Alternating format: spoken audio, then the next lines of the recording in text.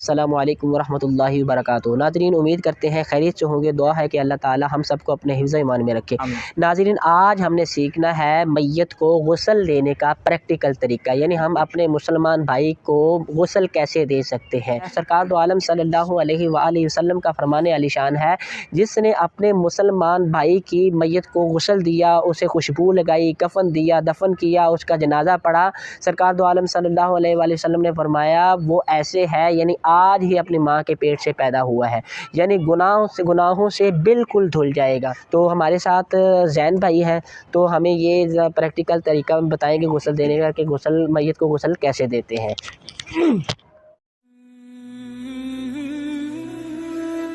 बिस्मिल्लाहिर्रहमानिर्रहीम। अस्सलामु अलैकुम रहमतुल्लाहि व बरकातुहू।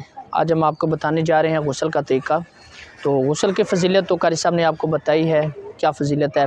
अब हम प्रैक्टिकल एक गुस्ल दे के बताएंगे आपको कि मुर्दे को कैसे गुस्ल दिया जाता है। सबसे पहले तो जिस जगह पे हमने गुस्ल देना है उसका पाक होना ज़रूरी है। तो कोशिश करें जिस जगह पे हम गुस्ल दे रहे हैं उसको पानी से अच्छे तरीके से ज़रा पाक कर लिया जाए। उसके बाद हम लाएँगे फटा लेंगे, तो फटे के नीचे एक एक ईंट रख लें, थोड़ा सा ऊँचा हो जाए। तो कोशिश करें कि अपने ऊपर भी छींटें ना पड़ें पानी की।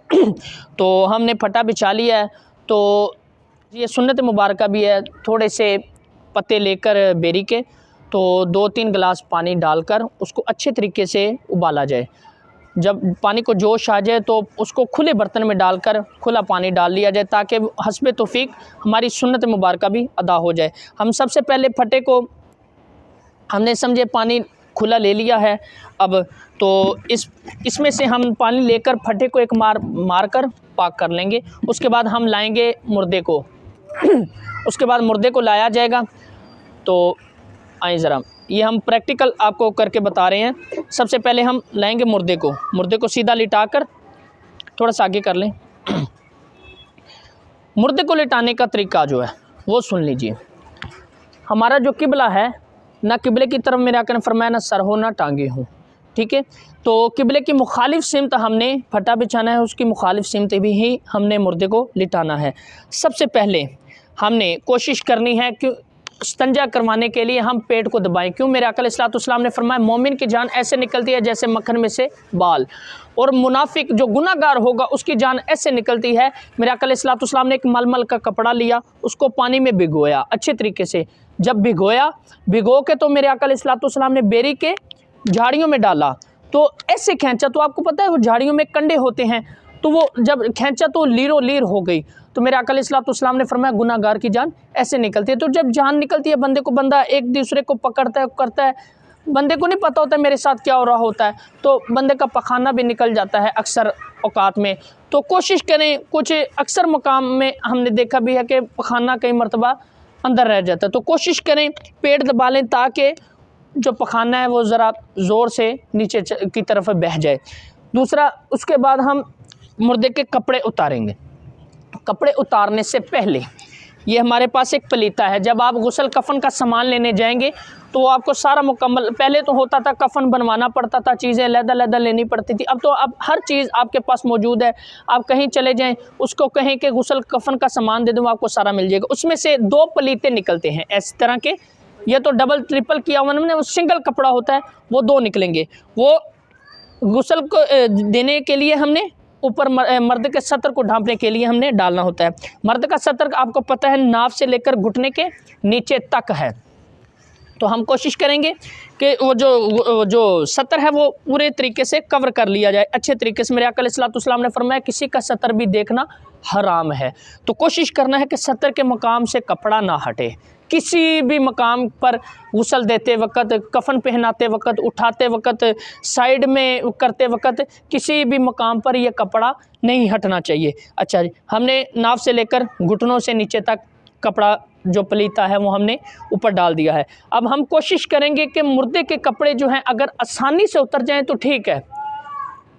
आपको पता है कई मरतबा जिस्म अकड़ जाता है जिसकी वजह से कपड़े नहीं भी उतर सकते, तो हम उन कपड़ों को कैंची की मदद से काट देंगे, लेकिन कोशिश करेंगे कि मुर्दे को कोई आंच ना आए, कोई तकलीफ़ ना हो। तो हम काटने का भी तरीका आपको बताते हैं। मेरा काटने का तरीका यह है कि कमीज़ की तरफ से ऐसे तरीके से काट दें, इसके बाद ये बाजू की तरफ काट दें, फिर ये बाजू काट के तो हेल्पर की मदद से हम इसको मुर्दे को उठाकर कमीज़ निकाल लेंगे। हमारे पास 2 हेल्पर लाजमी होने चाहिए क्योंकि मुर्दे को एक दो साइड में पलटाने के लिए। तो जो हमारे पास हेल्पर हैं कोई भी हो जाए, ज़रूरी नहीं घर का फ़र्द हो तो क्या ही बात है, अगर ना हो सके तो बाहर से बंदा मंगवाए, लेकिन उनका भी गुस्ल और वुज़ू होना लाजमी है। तो ये हमारे 2 जो हैं हेल्पर्स हैं। तो हेल्पर्स की मदद से ही हम शलवार को अगर कोशिश करेंगे उतर जाए आराम से तो ठीक है, वरना इसी तरीके से औजार बंद खोल के तो कैंची की मदद से काट लेंगे, वरना अगर उतर सकती है तो उतार लेंगे। लो जी, अब आप तसव्वुरात में रखें कि हमारे मुर्दे के कपड़े जो हैं उतर चुके हैं। अब हमने सबसे पहले गुस्ल देना है, तो मैयत को पेट दबाकर थोड़ा सा अच्छे तरीके से दबाकर, ताकि उसका जो अगर फुजला अगर रह जाता है वो भी निकल जाए, कोई कतरा वगैरह फंसता है अगले के मकाम पर तो वो भी खारिज हो जाए।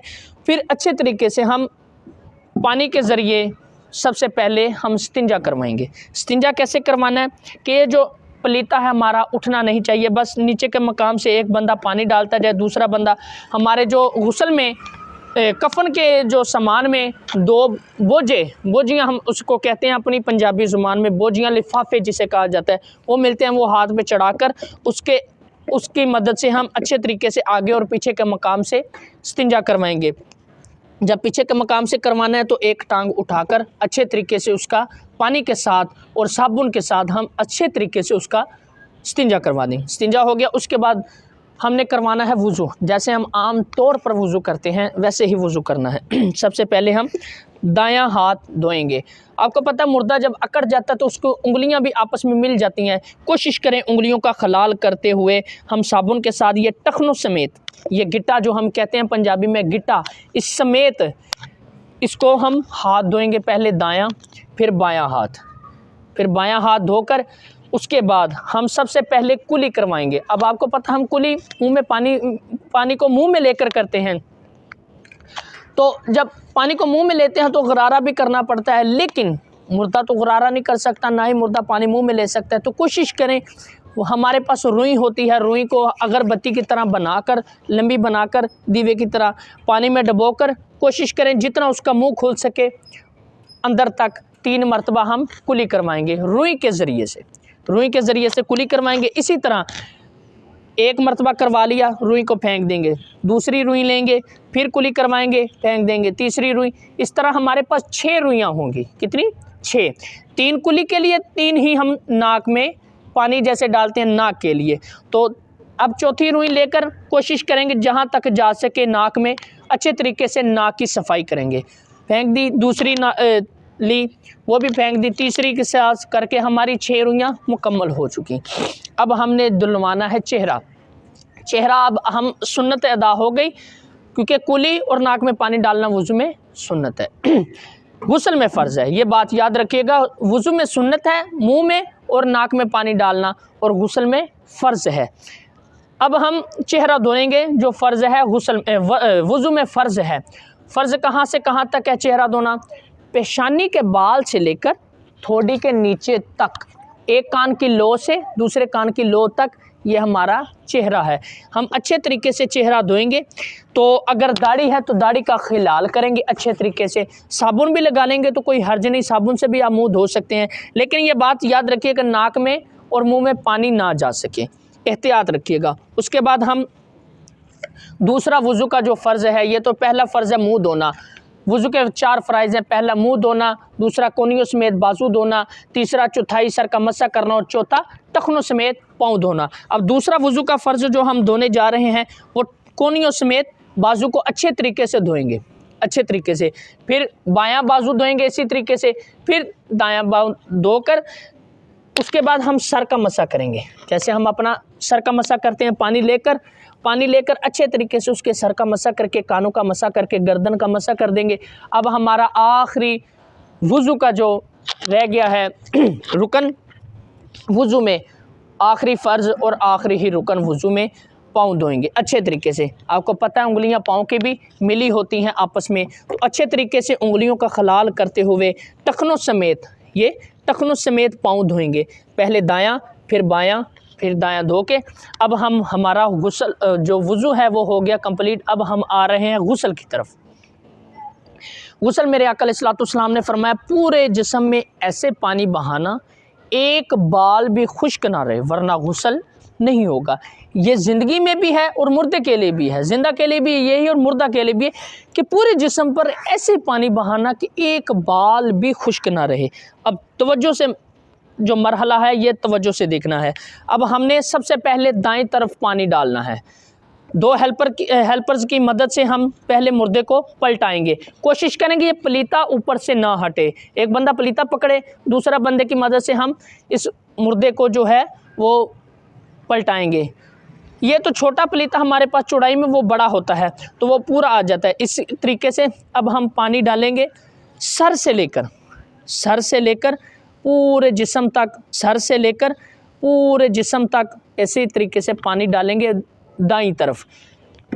बाजू उठाकर ये बगलों में आपने अच्छे तरीके से हाथ मारना है ताकि कोई बाल, कोई चीज़, कोई जगह खुश्क ना रहे। अच्छे तरीके से डाल दिया। 3 मरतबा पानी हम दाईं तरफ डालेंगे। इसी तरीके से 3 मरतबा हम बाईं तरफ डालेंगे, लेकिन ये बात का बार बार ख्याल रखें कि सतर मुर्दे का ज़ाहिर ना हो, पलीता ऊपर से ना हटे। अब इसी तरीके से हम बाईं तरफ लिटा कर तो इस तरीके से हम पूरा पानी बहा देंगे। अब आप साबुन लगा सकते हैं, साबुन लगाकर अच्छे तरीके से एक एक जगह को आप दोबारा पानी बहा देंगे। जब तो पानी बहाकर तो हमारा ये हो गया आज का मुर्दे को गुस्ल देने का कंप्लीट तरीका।